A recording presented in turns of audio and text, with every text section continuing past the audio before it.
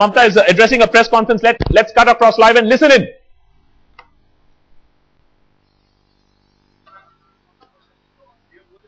খুব ছোট্ট কথা, আমি গতকাল সিপিএম নেতাদের স্টেটমেন্ট দেখেছি রিগার্ডিং নো কনফিডেন্স মোশন। আমি লক্ষ্য করছিলাম, ভেবেছিলাম কিছু বলবো না, কিন্তু আমি একটা কাজ করেছি বলেই বলছি।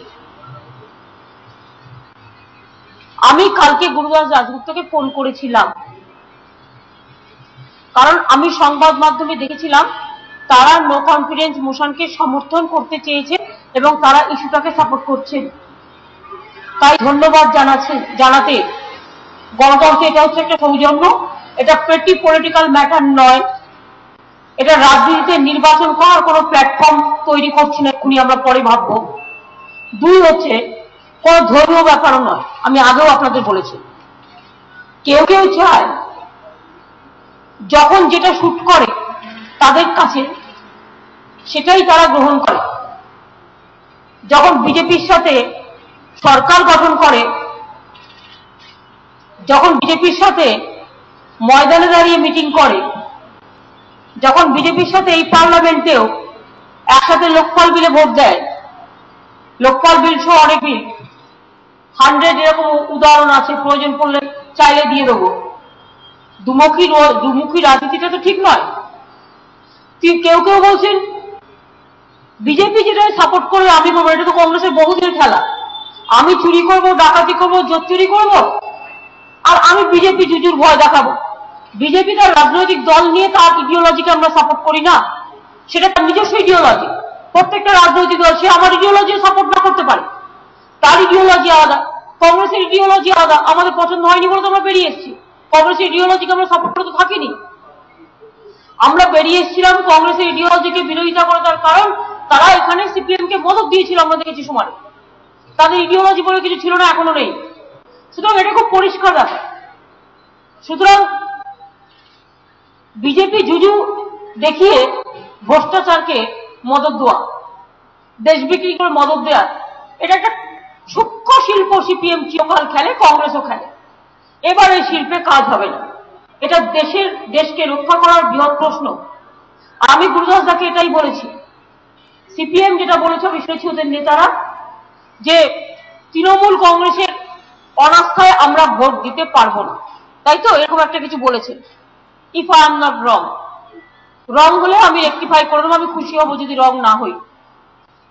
আমি ওনাকে বলেছি যদি তৃণমূল কংগ্রেসের অনাস্থা প্রস্তাবে আমাদের ভোট দিতে ইচ্ছে না হয়, আমি গুরুদাস দাশগুপ্ত, আপনি বামপন্থী লোক, আপনি সিপিআই পার্টি করেন, আপনি ওদের ফ্রন্টে আছেন, আপনি কথা বলুন সিপিএম কে অনাস্থা প্রস্তাব আনতে বলুন না।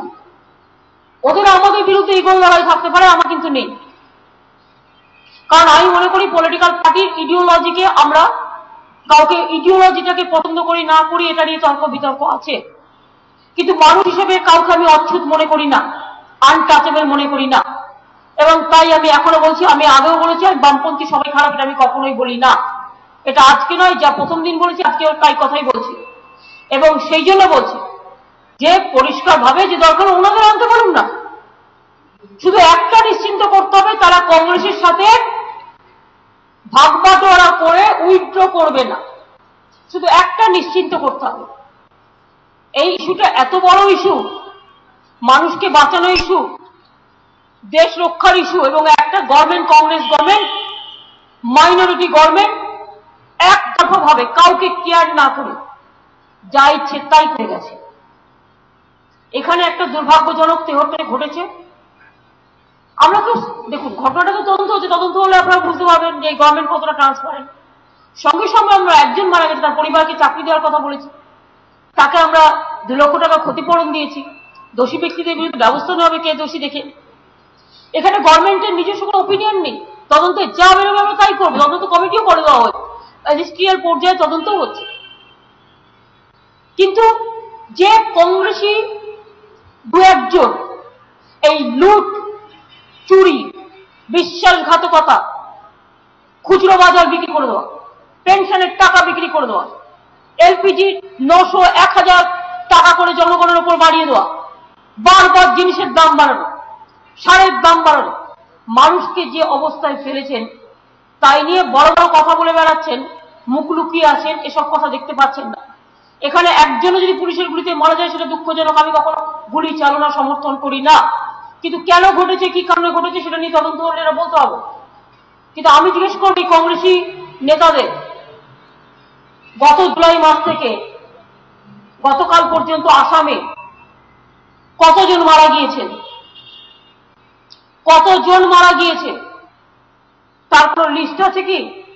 আমার কাছে খবর আছে স্পেসিফিক। আমি কোনো দাঙ্গার পক্ষে বলি না, আমি দাঙ্গার বিরুদ্ধে। আমি বলবো কেন্দ্রীয় সরকার এটাকে কন্ট্রোল করুক, টেক আপ করুন। যারা এখানে একজনের গুলি চালানোর বিরুদ্ধে নাটক করে বেড়াচ্ছেন আর রোজ লোককে উত্তেজিত করছেন, কিছু চ্যানেলও আছে সিপিএম এবং কংগ্রেসের লাল চ্যানেল, তাদের জিজ্ঞেস করুন আসামে এই কমাসে কেন মারা গেছে, কি মারা গেছে, আমি তো তা বলছি না। 110 জনের মতো খুন হয়েছে শুধু এই কারণে, শুধু গোষ্ঠীর লড়াই, একটা গোষ্ঠীর লড়াই, এখানে আমাদের একজন মারা গিয়েছে।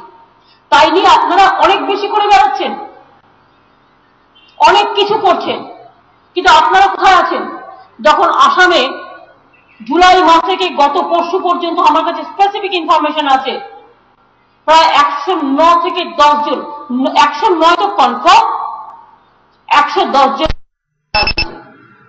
খুন হয়ে গেছে এবং তার মধ্যে প্রায় 80% belongs to a single community. কই কারো কোনো কথা নেই, কেউ কোনো কথা বলছেন না। পার্লামেন্ট খুললে আমাদের পার্লামেন্ট দল, প্রতিনিধি দল প্রধানমন্ত্রীর সাথে দেখা করে প্রতিকার চাইতে যাবে, বিচার চাইতে যাবে। এটাও আমি আমাদের জানি রাখলাম এই কারণে যে ললেসনেস বেশি দিন চলতে পারে না। সাজিয়ে ললেসনেস তৈরি করা আর অ্যাকচুয়াল ফিল্ডে হওয়া, এটার মধ্যে তফাৎ আছে। আমি এখনো বলি দাঙ্গা বাড়তে দেওয়া উচিত নয়, দাঙ্গা করতে দেওয়া উচিত নয়। যারা দাঙ্গা করে তারা সমাজের শত্রু, সে যেই হোক। কাজেই এখানে একজন দাঙ্গায় যদি মারা যায় একজন, তখন আপনারা হই হই করে হই হুল্লোড় করে, সেটা উচিত নয়। দাঙ্গা দাঙ্গায় 2006 কত, 1992 দাঙ্গায় কত লোক মারা গিয়েছিল, 6 ডিসেম্বর তার কোনো হিসেব আছে? লিস্ট দেব? ওই 73 তো আগে, এর অনেক উদাহরণ আছে। আমরা চাই না বলে শান্তিতে এগুলো উদযাপিত করতে চাই। আমরা অলওয়েজ মনে করি মানুষ আমাদের সবচেয়ে বড় সম্পদ, শান্তি রক্ষা করা আমাদের সবচেয়ে বড় দায়িত্ব। কিন্তু আসামে যেভাবে হচ্ছে, কারণ আমার বাংলায় এর ঝড় আসছে, আসাম আমার বাংলার বর্ডার। আগেও প্রায় কয়েক হাজার মানুষ নিরাশ্রয় হয়ে বাংলায় এসেছিল, আমরা তাদের পুরোপুরি আশ্রয় দিয়েছি, তারা আমাদের অতিথি। এখনো যে পরিস্থিতি চলছে, এই পরিস্থিতিতে কেউ কেউ চেষ্টা করবে আসামেরটাকে পশ্চিমবাংলায় ফেলে দেওয়া, যাতে না হয়। নিজে পারিনি তাই অন্য আরেকজনকে গুতো। সেই জন্যই কথাগুলো বললাম যে আসামের ব্যাপারে কেন্দ্রীয় সরকারের নজর দেওয়া উচিত, রাজ্য সরকারেরও। রাজ্য সরকার যদি পারত তাহলে এটা হতো না এতদিন ধরে। কাজে খুনোখুনি রাজনীতিটাকে আমি বিশ্বাস করি না বলেই আমি মনে করি যে ভয়াবহ ঘটনা চলছে।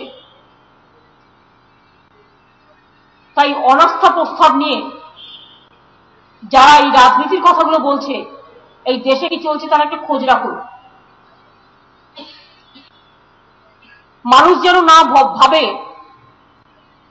কোনো কারণ রাজনৈতিক একটা ভুল সিদ্ধান্তে ভ্রষ্টাচারের এই সরকার, ইউপিএ সরকার, সেই রাজনৈতিক দল তাদের ক্ষমতায় রাখবার জন্য রাজনৈতিক স্বার্থে তাদের সেভিয়ার হয়ে যাবে। ভ্রষ্টাচার আর সেভিয়ার দুটোই কিন্তু মানুষ লক্ষ্য রাখবে, কে ভ্রষ্টাচার করছে আর কে রক্ষা করছে। সুতরাং আমি মনে করি এটা বড় লড়াই। যেসব মাতৃকার ব্যাপার আছে, মানুষের সিকিউরিটি আছে, ডাউন টোডেন পিপুলের ব্যাপার আছে, সাধারণ মানুষের জীবন জীবিকার ব্যাপার আছে। তাই ইগো করার সময় এটা নয়। সিপিএম দলও যদি নো কনফিডেন্স মোশন নিয়ে আসে, তৃণমূল কংগ্রেস নিশ্চয়ই ভাববে, এবং যদি ইস্যু যদি এক হয়, আমার কোনো আপত্তি নেই এমনকি সেই মোশনকেও সমর্থন করতে। লাইক দিস আমি রিকোয়েস্ট করবো তাদের, এটা ভেবে দেখুন ইউপিএ দুর্নীতিবাজ এবং অ্যান্টি পিপুল সিদ্ধান্ত নিচ্ছে, যেভাবে ডোন্ট কেয়ার অ্যাটিটিউড করে প্রত্যেকটা, কেয়ার কাউকে করছেই না, যা ইচ্ছে করে যাচ্ছে এটা গভর্নমেন্ট। কারো কথা শুনছে না, অ্যালায়েন্স পার্টি গভর্নমেন্ট যা ইচ্ছে করে যাচ্ছে সিঙ্গেল হ্যান্ডেডলি।